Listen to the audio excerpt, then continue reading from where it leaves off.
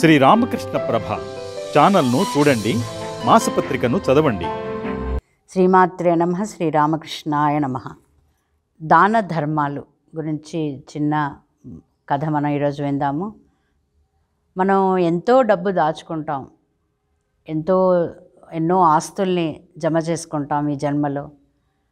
అవి కొన్ని తరాలకి సరిపడా కూడా జమ చేసుకొని పెట్టుకుంటున్నాం. ఈ కాల ప్రవాహంలో వీటిని అక్యుములేట్ చేయడంలో మనం నిజంగా మన యొక్క నిజస్వరూపాన్ని, స్వస్వరూపాన్ని మర్చిపోయి ఏదైతే మన వెంట రాదో వాటికి వెంపర్లాడుతున్నాం. అయితే ఈ డబ్బు ఏది కూడా మీరు మోసుకొని వేరే లోకాలకి తీసుకెళ్లారు మరణం తర్వాత. కానీ ఈ డబ్బుని కూడా మీరు తీసుకెళ్ళలేరు, ఇంపాసిబుల్. తీసుకెళ్ళచ్చు, పాసిబుల్. ఎలా తీసుకెళ్ళచ్చు అంటే, మీరు ఏదైతే సంపాదిస్తున్నారో ఆ సంపాదన మీ యొక్క అవసరాలకి, మీ యొక్క భవిష్యత్తుకి, మీ యొక్క పిల్ల పాపల యొక్క అభివృద్ధికి ఉంచుకొని మిగతాది దాన ధర్మాలకి ఉపయోగించారనుకోండి. ఆ డబ్బుని మీరు దాన ధర్మాలుగా ఉపయోగించిన ఆ డబ్బు పుణ్య రూపంలో మీ వెంట రావడానికి అవకాశాలు ఉన్నాయి. అయితే ఈ దానం ఎలా చేయాలి అనే ఈ ప్రశ్నకి ఒక చిన్న స్టోరీ ఇక్కడ. ఒక మధ్యతరగతి కుటుంబీకుడు ఉంటాడు. మధ్యతరగతి అంటే మధ్యతరగతి కాదు, ఇంకా తక్కువే. అంటే డే టు డే సర్వైవల్కి కష్టపడుతూ ఉంటాడు అతనికి ఒక గురువు ఉంటారు. గురువు ఏది చెప్తే ఆయన దాన్ని తూచా తప్పకుండా పాటిస్తూ ఉంటాడు.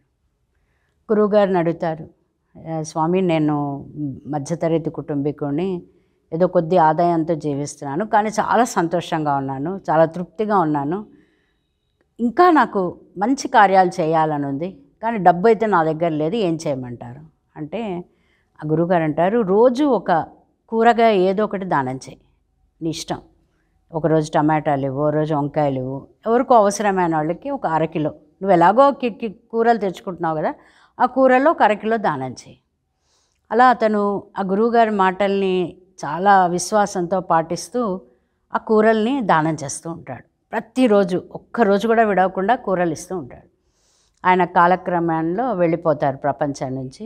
ఈ కూరగాయలు దానం చేసిన ఫలితంగా ఆయన చాలా గొప్ప వ్యక్తిగా పుట్టడం జరుగుతుంది మరుజన్మలో. ఆ గొప్ప వ్యక్తిగా పుట్టడమే కాకుండా తనకి పూర్వజన్మ కూడా కొద్దిగా గుర్తుండడం సంభవిస్తుంది. మళ్ళీ ఏం చేస్తాడు, ఈ జన్మలో కూడా రోజు కూరలు దానం చేస్తూ ఉంటాడు. ఈ జన్మ కూడా అయిపోతుంది, ముష్టివాడిగా పుడతాడు. అదేంటి, మొదటి జన్మలో కూరలు దానం చేశాను, రెండో జన్మలో చాలా ధనవంతుడిగా పుట్టాను, అప్పుడు కూడా కూరలు దానం చేశాను, ఇప్పుడు ఎందుకు నేను ఒక ముష్టివాడిగా పుట్టాను? దీనికి నాకు కరెక్ట్గా నాకు ఎవరైనా అర్థమయ్యేటట్టు చెప్పాలి అని ఒక గురువుగారి దగ్గరికి వెళ్ళి అడుగుతారు. ఈ ముష్టివాడిగా ఉన్నాయన మూడో జన్మలో అడిగితే ఆయన అంటాడు, మొదటి జన్మలో నీ దగ్గర డబ్బు లేదు, నీకు రోజు వారి జీతం నీది, కొద్దిగా సంపాదిస్తూ తృప్తిగా ఆనందంగా గడిపావు. అప్పుడు నువ్వు ఒక కూరగాయని రోజు దానం చేసావు. నీవు సంపాదించిన సంపాదనకి కూరగాయ దానం చేయడం అనేది చాలా గొప్ప కార్యక్రమం.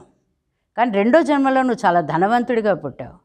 నువ్వు ధనవంతుడిగా పుట్టినప్పుడు ఏం చేసావు, అప్పుడు కూడా ఓన్లీ కూరగాయలే దానం చేసావు. అంటే ఏంటి, నీ తాహతుకి తగ్గట్టు దానం లేదు. సో నీ తాహతుకి తగ్గట్టు దానం లేదు కాబట్టి ఈ జన్మలో నీ కర్మ ఫలితంగానే నువ్వు ఒక ముష్టివాడిగా జన్మించావు.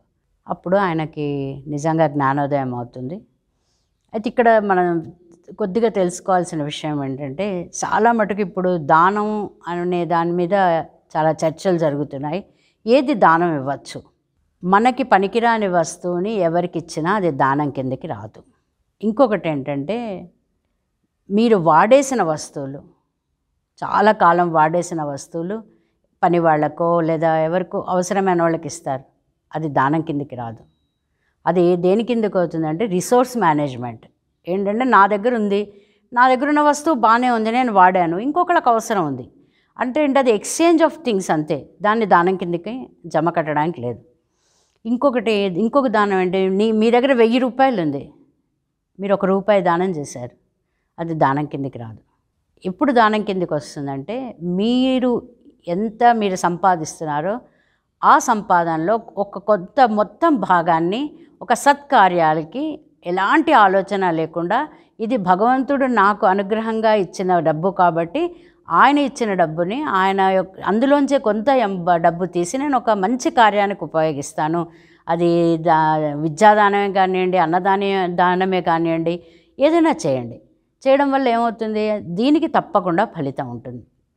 సో దానం చేస్తాము అంటే ఏదో 1 కిలో బియ్యం దానం చేసేసి నేను చాలా గొప్ప దానం చాలా చేసేసాని మనము అహంకారంతో విర్రవీగడానికి లేదు. దానం అనేది చాలా గొప్ప సంస్కారం. అది అందరూ అలవాటు చేసుకోవాలి, పిల్లలకు కూడా అలవాటు చేయాలి, పిల్లల్ని నేర్పించాలి. తద్వారా ఏమవుతుందంటే మంచి ఉత్తర జన్మలు, చాలా గొప్ప ఉత్తర జన్మలు మనం పొందే అవకాశాలు ఉంటాయి. ఇది అందరూ విని అర్థం చేసుకొని సాధన చేస్తారని కోరుతూ శ్రీమాత్రే నమః.